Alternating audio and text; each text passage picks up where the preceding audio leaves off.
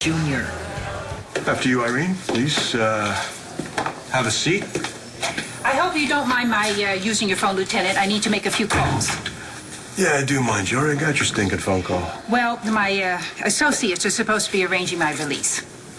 Your grief over your son's death is touching. I am grieving. Deeply. On the inside. Oh, Irene, we both know that's guilt on the inside. And what do I have to be guilty about? Killing Junior.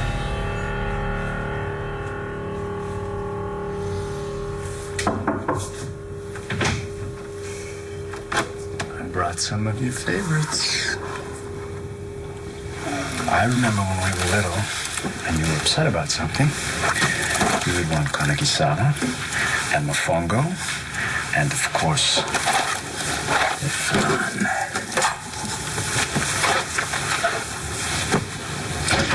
Come on, Barito, you gotta eat something. I've been in the kitchen for hours. I know that the police have arrested Todd for Victor's murder.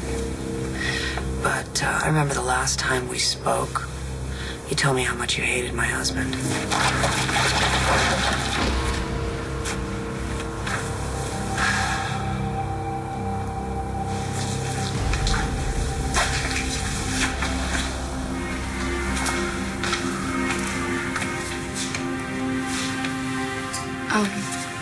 Todd?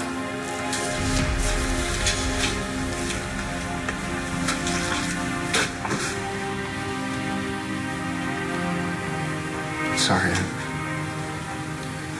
I don't mean to stare. I can't believe you're my daughter. I can't believe that Taya and I got something so right. I'm not here to bond. Okay. Why are you here? Did you kill my father? How dare you insinuate that I would kill my own son? Well, let's get one thing straight. I'm not insinuating anything. I'm saying you did it. Killed Victor? I mean, unless you have another son that you killed I don't know about. Why would you accuse me? You have already arrested Todd for the crime. I know what you're going to say. That you're my father, and that Victor I know wasn't. how you felt about my brother. I know you thought of him as your dad. I know that you loved him. I'm glad you understand that. And I would never take away someone that you love. Not from you. So no, Danielle, I swear to you, I did not kill Victor. We both know that I never trusted Victor, but yes, I wanted him out of your life. I didn't want to see you so unhappy. I love you. You love me, and yet you want to see the man I love out of my life. Where were you again the night of Victor's murder? Baz told me you gave him some story about a flat tire. Yeah, McBain questioned me also, and I told him the truth. Uh-huh. I was meeting with my associate Kalmar that night. I see, your associate. And what did you meet with him about? About trying to protect you and Daniela from Victor. I was concerned that Irene Manning still had control over him and that she was going to use him to hurt you. Manning's arrest was the mayor's call. Well, surely the mayor wouldn't have made that call without sufficient evidence. No. I don't really care what she does. What I do care about is finding Victor's murderer. Well, don't look at me. I'm looking right at you. Yeah, Jack says he saw you that night at my house. He says you knocked him down with a gun, and then you went in and you shot my dad. Yeah, I know what he says. He swore. He swore it was true. And I've known him a lot longer than I've known you. Well, then you also know how he feels about me. Jack hates my guts. Are you telling me he's lying? Yeah, Jack is lying. Jack made up a story that could keep me in a place like this for the rest of my life. Why would he make that up? You really think he hates you that much? I think he has convinced himself that I killed the only father that he has ever known. And since there wasn't enough evidence to put me away without an eyewitness, he just did what he had to do. But I didn't do it. I wasn't there. I'm innocent. And Danielle, I need you to believe me. What can I say? Brother hated brother. It's in the Bible. Look at Cain and Abel. It's an old story, Lieutenant. Yeah, I know. I went to Sunday school. And so's Medea. Mother killing her son, that one goes way back too. Why would I kill Victor Jr.? I loved him. He's the son I kept. He's the son I chose to raise myself. Todd is the son I gave away. You asked me if I did it. Part of you has to doubt Jack's story. Part of you has to think that I'm innocent. Look, I don't blame Jack for lying about me. I get it. I would never hold anything like that against him. If you're really innocent, how can you say that? He's my son. It's that easy. Yeah. Look, everything that's happened to Jack and to you and to everyone else in my family for the past 8 years can all be blamed on one person. My mother. I don't know much about her, but she seems totally postal. Yeah. The good news is you have a grandmother. The bad news is she'd rather stick you in the eye with a needle than knit you an ugly sweater. Remember this? I was here when Victor tried to choke you. An unfortunate misunderstanding. No, it was no misunderstanding. I mean, he would have strangled you if we didn't pull him off. I mean, as I remember, that's how it happened. We pulled him off you.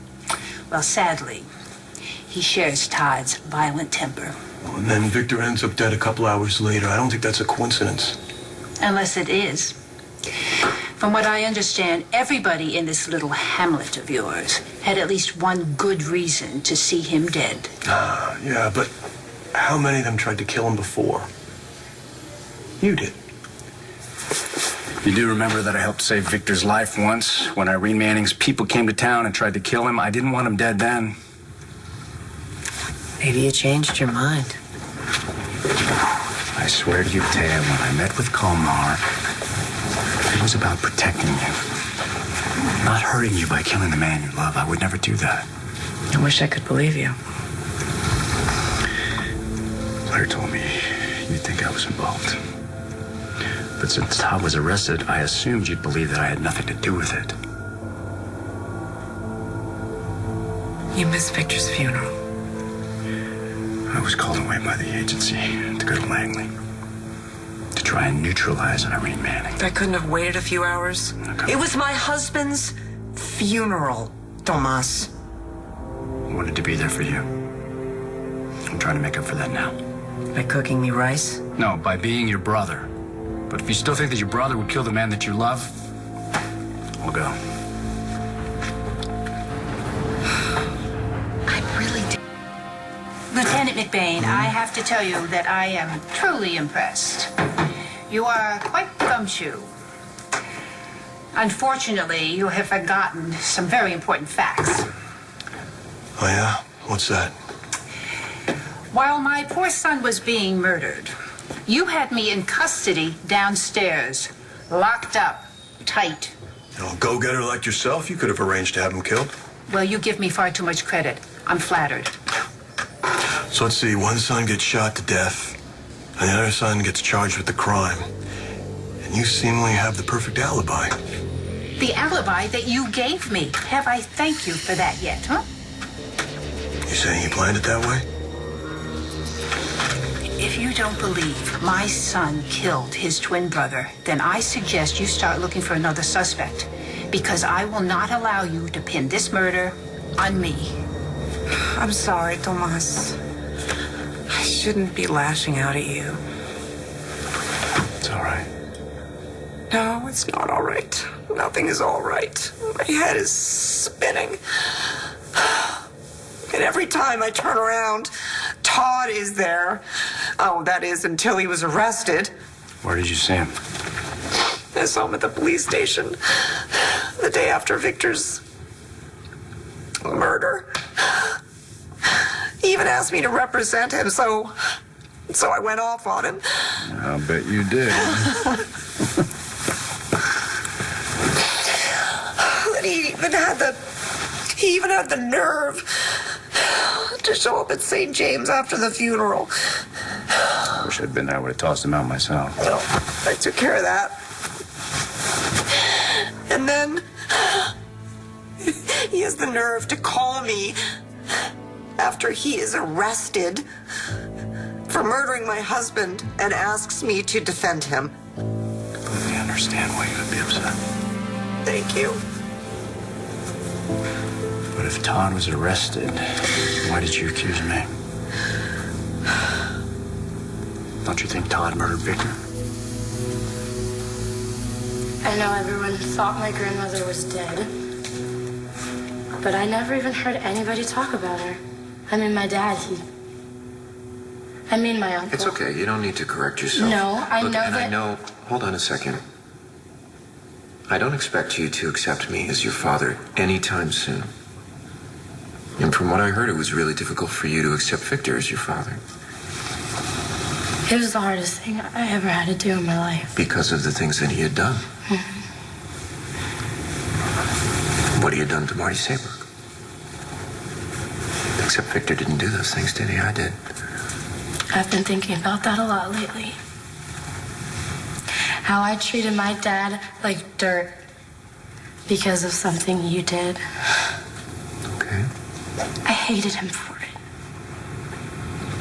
Hated him for all of it. I just wanted everything to stay the same. When I was growing up in Tahiti with my first dad, Ross, he taught me everything. He taught me how to surf. He taught me how to dive off cliffs. Everything was perfect. He was perfect, and I just wanted Ross to be my dad again. Ross and I, we never got along. We were at each other's throats the whole time we were on that island. We drove your mother crazy. Yeah, but... I didn't know that your mother was pregnant with you, Danielle, because I left her. I left her to go be with Blair, to be with my family. If you hadn't, you might never have seen them. My point is that Ross was there for your mom. And I'm really grateful for that. And from what I can tell, he did a really great job raising you. Well, I'm grateful for that too. And I can only hope that someday you would begin to accept me as your dad. That's probably still a long way off. I know. I should go. Okay, Danielle. I need to ask you a favor. There's something you gotta do for me.